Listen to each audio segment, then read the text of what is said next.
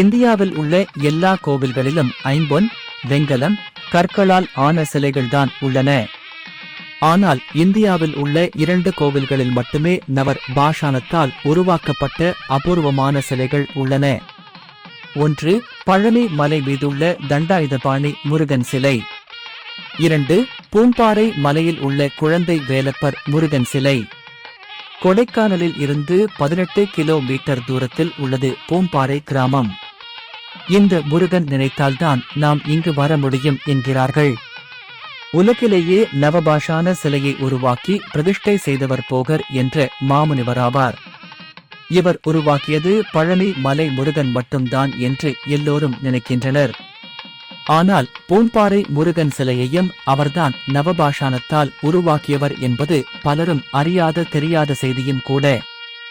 அதுபோல் பழனி முருகன் போன்று அருள் தர வல்லவர் இவர் என்பது அந்த கோவிலுக்கு சென்று அனுபவ ரீதியாக பயன் அடைந்தவர்களுக்குத்தான் தெரியும்.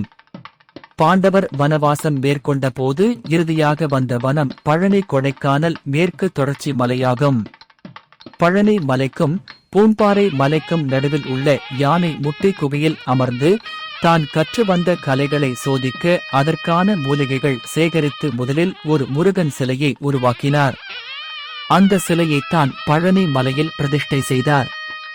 தண்டம் கொண்டு அச்சிலையை உருவாக்கியதால் அதற்கு தண்டாயுதபாணி என்று பெயர்.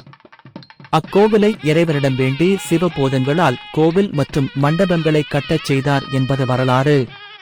பின்னர் மறுபடியும் சீன நாட்டிற்கு சென்று பஞ்சபூத சக்திகளை மீண்டும் பெற்று யானை முட்டி குகைக்கு வந்து ஞான நிலையை அடையும் பிரம்மத்தை உணர்ந்து கொள்ளவும் அந்த சிலையை இங்குள்ள திருமண மண்டபத்தில் போகர் பிரதிஷ்டை செய்தார். அருணகிரி நாதர் பூம்பாறை மலைக்கு முருகனை தரிசிக்க வந்தார். அப்போது இரவு நேரமானதால் கோவில் மண்டபத்தில் படுத்து தூங்கிவிட்டார்.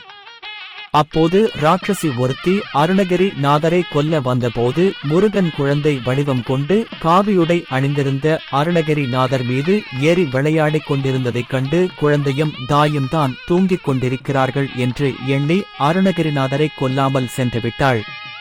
தனது ஞான திருஷ்டியால் நடந்த சம்பவத்தை அறிந்த அருணகிரிநாதர் இத்தல முருகனை குழந்தை வேலர் என்று அழைத்தார். அந்த பெயரே இத்தல முருகனுக்கு நிலைத்து போனது. முருகப்பெருமானின் அருகிலேயே அருணகிரிநாதருக்கும் சிலை உள்ளது. இங்கு வந்து வழிபடுபவர்களின் பாவ வினைகள் தீரும் என்பது அசைக்க முடியாத நம்பிக்கை.